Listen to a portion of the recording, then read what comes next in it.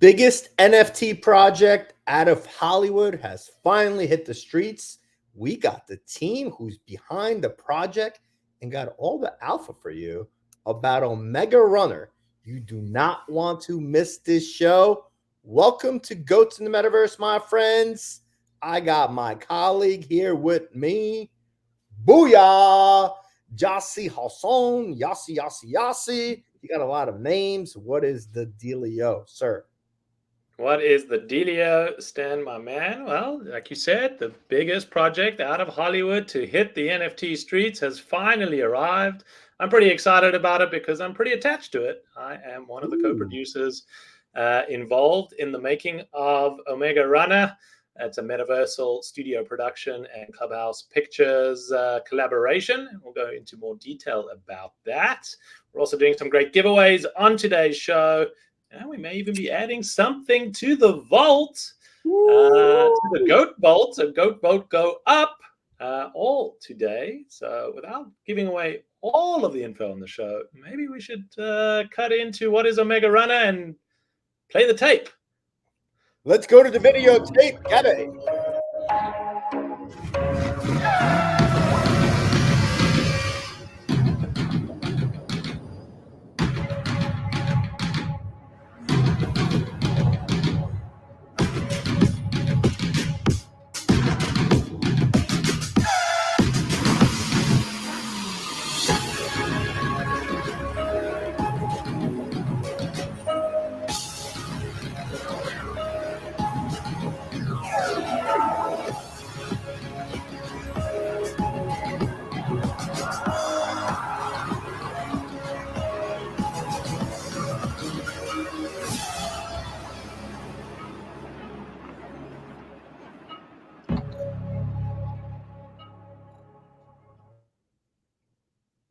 Booyah. Well done, sir. Run the race, run the world. Let's bring on the Omega Runner team. Are they running? What are they doing? Yo! Whoa, man, that trailer got me hyped. This is history. You know, this is history in the making. Two reasons. One, this is Metaversal's first project, so congratulations to Yassi and the Metaversal team.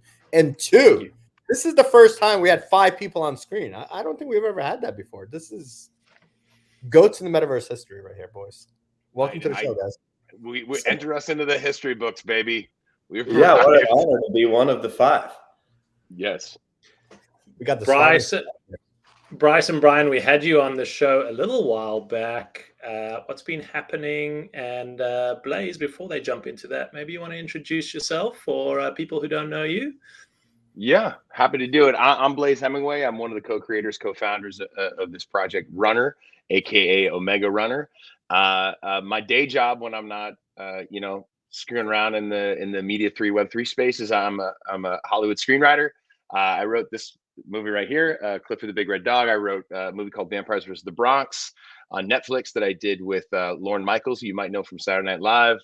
Spent a long time in the Disney Animation Story Trust. So when we were there, we did Frozen, Big Hero 6, Zootopia, a bunch of cool shit like that. And I got to work with some really incredible OGs in animation who taught me pretty much everything I know. And then I linked up with my 2 buddies here, Bryce and Brian, who I've known for, going on 12 years, I guess. And we started thinking up this new idea, this new story universe that we called Runner. By the way, my kids love a lot of those movies. Good. I'm a fan of Clifford. I thought that was very well done. Thank you, sir. We're proud of it. Yeah, we wanted to make take an ET approach to Clifford, because there's a lot of parallels there. Magical creature helps a girl work through her adolescent issues and come of age. So yeah, super psyched. Thank you. And thank you to your kids for helping pay for the lights here. We appreciate it. I know. $2.99 on Prime Video. I got the check. Bryce and Brian, no strangers to the show, but maybe a quick reminder to who you guys are for our fans and for our viewers. When Blaze says, he calls his buddies. Who are his buddies, and what have you guys been up to? My name is Brian Unkelis. First of all, thanks for having us. It's always fun to be on this show. I love your guys' vibe. I, for a long time, have been a film and television producer. Have produced movies. Most recently, Look Both Ways with Lily Reinhart, which was #1 on Netflix. Mike, which is about Mike Tyson, which is on Hulu now, and starring Trevante Rhodes. Early in my career, I was co-producer on Hunger Games. I did I, Tonya, Bright, Project Power, a bunch of movies, and the project that I am most excited about, they're all my babies, but the one that I really am so freaking excited about is Runner. And I can't wait to talk about it. We're telling stories in a story in a totally different way. And it's been a blast working with Blaze and our other partner, Cedric Nicholas Trayon, on this, and just really expanding a fully realized world that has amazing car culture in it, and we'll talk more about it. But Bryce, you want to maybe dive into your background? Yeah, I'm happy to talk about it. So my name is Bryce Anderson. I've been a Hollywood movie development producer here for about 10 years. I started my career at United Talent Agency, then I went to Warner Brothers. I've been working with Brian for the last 7 years, and throughout that time I've been trading crypto, just in my own personal life. And then 2021 happened, and it was like there was suddenly culture and blockchain colliding in this, fun, exciting world we call NFTs, which is how I find myself here. So you're the DJ in the gang. Yes. You got any alpha? You got any good trading tips for us in this crypto market? In this crypto, it's funny. I'm not necessarily the person who's trading on graphs, right? I'm the person who's like, I trade things that I like. And the stuff that I've been into really recently has just been like really young up and coming artists on FX Hash. It's honestly been like what I've been spending time in. Buying things for 2 Tezos, 5 Tezos, right? Like really small stuff. But it's been fun because you're collecting, straight from artists. that's awesome. The right answer was Omega Runner is where the alpha is at. So let's talk about Omega and that world. What's the 60 to 90 seconds? What is Omega Runner? What is this world that you guys and we've been building? Tell us more. Yeah, so as you saw in the trailer, which again got me super hyped. The trailer, you see that speed is the currency of power, and what does that mean? It's like, well, imagine if Earth is basically all grounded in warrior culture from the beginning of time. Whoever's the strongest, most badass, kick-ass, they got to lead their tribe. And then when 2 tribes intersected and fought one another, it was like the more powerful tribe won, conquered land. And this basically carries us all the way through to modern day. And so much of our technology, everything that we have and know, and so much of our culture is dictated by being a warrior culture. Now, what we're saying here is in this space, speed is the currency of power. So if you go back to the beginning of time, it was the fastest person in the tribe, the runner, that then became the leader. And then when 2 runners from other nations would race against one another, it was the championship runner who would have domination. And then what happens when you take culture, technology, religion, all of those things, style, streetwear, and you take that 20,000 years in the future with a culture that is dictated where speed is the currency. And it sort of all culminates for the ultimate position of power. And that is determined in a 21-day Omega race. And the Omega race goes around the entire planet of Omega, passing through every nation. And the winner of that race, which occurs basically every 800 days, what they call a cycle on the planet of Omega, becomes the Omega Protector, which is the leader of this entire world. So quite literally, speed is the currency of power. And if you are the fastest, if you pilot the fastest vehicle, if you are the championship runner, you do rule over all. Run the race, run the world, literally. Run the race, run the world. Speed is the currency of power. We are going to do a giveaway for fastest fingers. We'll get more into that in a moment. So how does that translate? I know you guys have done a comic book, and that's where it all started. Tell us about that. And there's an NFT that is out. We'll talk about that, but tell us about the comic book. Well, I'll talk comic real quick, and then I'll hand it off to my much smarter colleagues. The comic I wrote, and we worked with a fantastic Euro anime style comic book illustrator, Fabrizio Cosentino. He is incredible. He did a great job. So issue 1 is out right now. Issue 2 is just about done. Issue 3 is written. But we have a long view for this. You know, we have all of these 6-issue arcs, but we also have a long view for 100 issues that we're telling a larger story. And the cool thing about these comics is it's a cool way to explain the rules of the world of Omega and to introduce you to 8 central characters whose stories we're going to tell.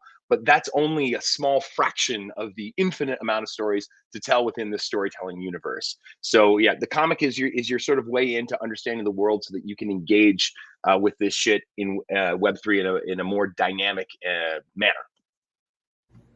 So, guys, tell us about the first drop. Right? Was it exclusive to the comic book holders, or how does somebody get it? The first drop came in. It was a couple weeks ago, and it was, you know, we let people buy the physical comic online, and then buying the physical comic delivered to their door also got them access to the first edition NFT mint. And so that's a limited edition. You know, there's only 1,000. All access pass to the Omega Runner universe. That will come with all kinds of perks, long term, and also, you know, in the short term, those holders, there's some experiences that are available to them, as well as, you know, they will have access to the comic, every issue of the comic online when we get to that point. So there's a lot going on with that that's really exciting. So as a holder, so there's only 1,000 NFTs in the collection, in the Genesis collection. As of right now, it's an access pass. So this is the first entry into the Omega universe. I would say, you know, the direction we're heading is towards a character collection, which will have, you know, 10,000, many more NFTs, and you know, that might be like the primary token or the most story driven token of the collection. But I think what we wanted to do is drop something that was special for the really true early believers, the people that have, you know, been with us in Discord and been talking about this story and been excited about this story and all the different nations and all the different, you know, facets of the world. And we wanted to reward those holders with something that would, you know, demark their early involvement. And if I'm not mistaken, the comic book was about $25, right? If I'm not mistaken, that was the original purchase price. The comic book and NFT for $29 shipped to your door. Boom. So you guys literally are providing value on top of value. You got a physical comic book, produced and designed and written by real deal Hollywood guys, as I like to call you, and you got to mint an NFT if you were a holder. There's only 1,000 of them in existence, and I believe, if I'm not mistaken, you guys actually refunded gas money to the people that bought it. I minted 4, full disclosure. You guys owe me about $8. I'm not going to send you the bill, so that's on me. We're good there. But I mean, like, you're keeping the lights on for Blaze once again. We're just yes. And it's really, I mean, Stan, it's really the tip of the iceberg too, because, like, you know, as Bryce alluded to, you're talking about, like, we have a long-term vision for these comics. So you're talking about the opportunity to have, in addition to all the utility that comes with the NFT and all the future perks, and we got big fucking cool perks that are coming down the road for that first edition NFT. And Yossi can, I mean, he'll tell me what I can. Don't say, hold on. Alpha. Yeah. Right here. Yeah. There's Alpha. Big things coming. Alpha alert. Okay? Yeah. I don't know what. Oh, you muted. Muted. Muted. There you go. You're so excited. I was so excited. I was like, listen, Alpha is here. What's the floor price right now for the NFT? I think the last I checked, 0.16. Is it 0.16? Yeah, and it is so that 0.16. Yeah, not financial advice. We're all. I mean, big things are coming. Big things are coming, and we talked about some of them yesterday with the citizens of Neo Tokyo. But yeah, look, there's big shit coming. If you hold on to your NFT for 21 days, there's extra big shit coming. So be advised, if you hold on to that first edition NFT for 21 days, there's more perks coming there. Yeah, as And one of the things. that's not public news, so people don't. We haven't publicized that, so Oh, that is so that walk is some that real. back. So that's some real alpha You can't that is even coming delete it. out You on the can't- show. I'm gonna mute myself. Hemingway's got No, rogue. boys, this is why we brought you on. Rogue. We want alpha. We want leak. Oh. We want everybody to get. Bro, if we're not gonna drop it on Yossi's show, well, what are we Where gonna will we else do are it? we Where will we? Yeah, come on, give yourself the exclusive. We want to drive up the numbers here too. It's synergy and shit. But there's lots of big things coming, and it's funny. We were just talking comics this morning, and you got to figure like a comic book in a comic book shop, you're gonna spend at least $2.99 now. You can basically, like, if you get in at this floor price, like, you are getting a subscription to something potentially goes 100 issues. So even if you just love comics, you are getting, and you own it. It's not like a subscriber digital service or something. You own those. As long as you own the token, you have unlimited digital access to that. So I mean, we've packed an incredible amount of value in this thing because we, again, like Bright said, we want to reward the people that are like, all right, you fuck with us early, like we're all the way in, and we roll with you. So we're really excited to reward those people that have been hanging tough with us and really engaging. And yeah, so we're psyched about it. If you have a first edition NFT, you're gonna be taken care of. Trust. Oh, so Trust. And I mean, I saw a tweet the other day. By the way, I love your energy. Just for the energy, you should buy the NFT. I saw a tweet the other day that said, I'm trying to quote it, but said something along the lines of like, all the Netflix shows have been promised, all the animated series have been promised. We have yet to see anything actually happen.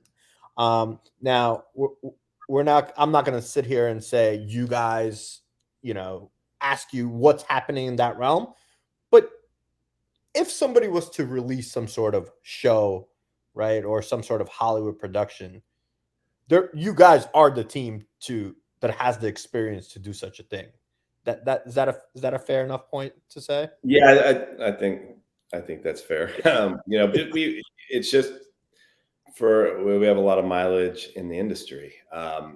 Collectively, I don't know, maybe 35, 40 years of years doing it. And it's interesting because there is a degree of naivete in the space about what goes into pivoting from what is a really successful NFT community project into actually getting something on a streamer or up on a screen. And a lot of what it requires is actually right at the beginning of the whole process. It's those foundational decisions that are made. It's the conceptual hook.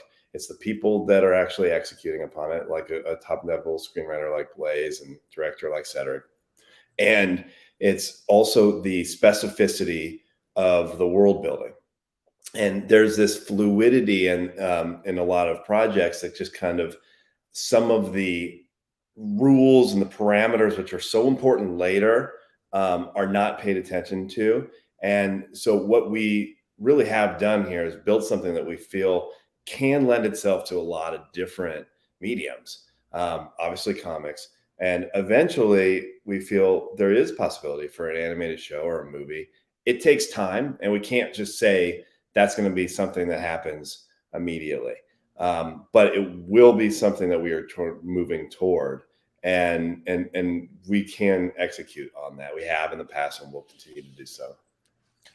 So Danny, I think if before you go into your question, why did Metaversal back Omega Runner? Let's talk about it just from my perspective as an investor in this production and a co-producer of it. Is the sense that there is a real franchise that can be built here. There is a real community that can be built here. This world where speed is the currency of power is a completely new way to think about how we interact and what we do. And it has racing, it has different characters, it has the underdogs, it has the heavyweights, it has technology, it has all of these elements that play on different parts of culture that can be translated into a really epic NFT drop. It can be translated into an awesome animated series. It can be a comic book. It can be a collectible. It can be a game. It can be a trading game. It has all the potential for all of those things. And our job today is to bring in those first 1,000 true fans, those first edition holders. And that's why when Blaze says, you know, we're going to do good by those first fans. It's because those are the people that then become our evangelists about the story and become our runners. And we say, run with us. And the people that run with us are going to be part of that. I was listening yesterday or the other day about Sylvester Stallone talking about not being able to get the movie rights to Rocky. And for creators and for people that have been part of that story together with him, that's really sad that, one, he's not even able to own that IP, and two, anyone who participated in that IP wasn't able to be part of that journey. And we want to recreate all of that here using this kind of story of Omega Runner. And kudos to you guys, because I think, and I'm going to assume that the crypto winter and the bear market had something to do with it, but you guys came out with basically a free mint, right? And you're offering somebody tremendous value and potential value, whereas other projects were basically saying, listen, we have Hollywood producers, Hollywood animators, whoever it might be. So we're going to charge you 1 Ethereum or 0.75 or half an Ethereum or 2.5 Ethereum, whatever these projects were charging. And with the idea, right, with the sales marketing tool that potentially we're going to go and build this crazy franchise. You guys said, we're not going to charge you, we're charging you $29. We're coming out with a comic book. We have legitimate. Yeah, we don't view it as like a Kickstarter campaign, right? And I think, so to be really clear, this isn't the funding we need just to go execute on all of these things out of this part of it. It is a really genuinely, we want to build this community because that will also inform the creative. It was more of a creative process thing than anything.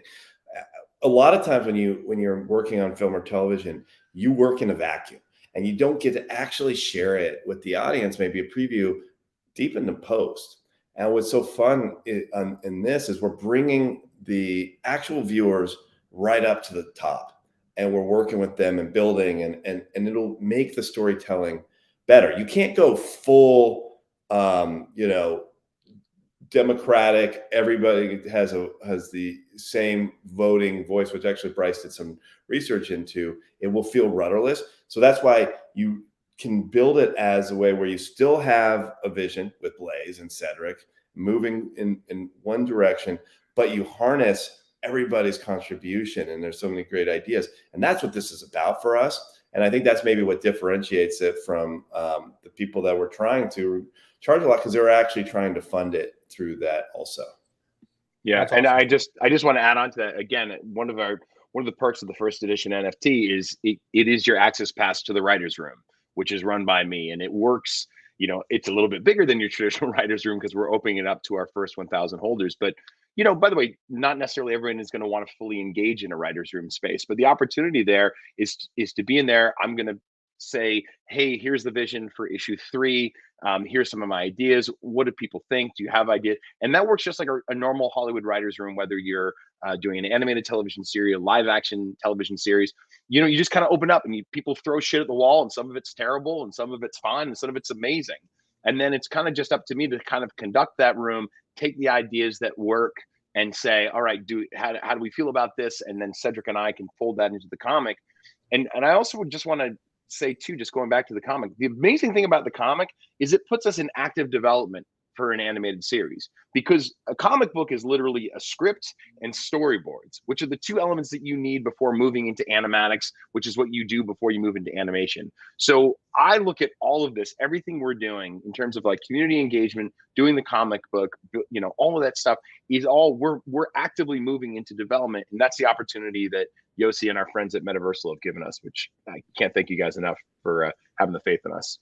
That's amazing. One thing I want to say is that, like, I know, as somebody that watches a lot of movies and avid TV show fan, sometimes you watch a TV show or a movie and you're like, holy shit, I watched this whole show and the ending's absolutely awful, right? And you're like, I wish they could just change that, right? Or like the conversation's always like, is there a way to have an alternative ending in certain movies and certain shows? But you're giving access to the community that could be involved in that process. Maybe they're not designing the ending, but they're providing certain building blocks to be involved.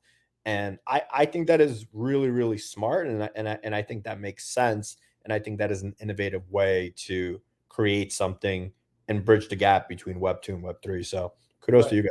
Thanks, Yeah. brother. And the writers room gives us that opportunity to beta test those potentially bad endings, right? Because people are like, no, that's not satisfying at all. We're like, oh, okay. We've been advised. Sorry, I cut you off, Bryce. No, I was just going to say one of the most exciting things about, creating NFTs and storytelling NFTs, I guess specifically, is that, the Web 2 model, consumers are all the way at the end of the chain, right?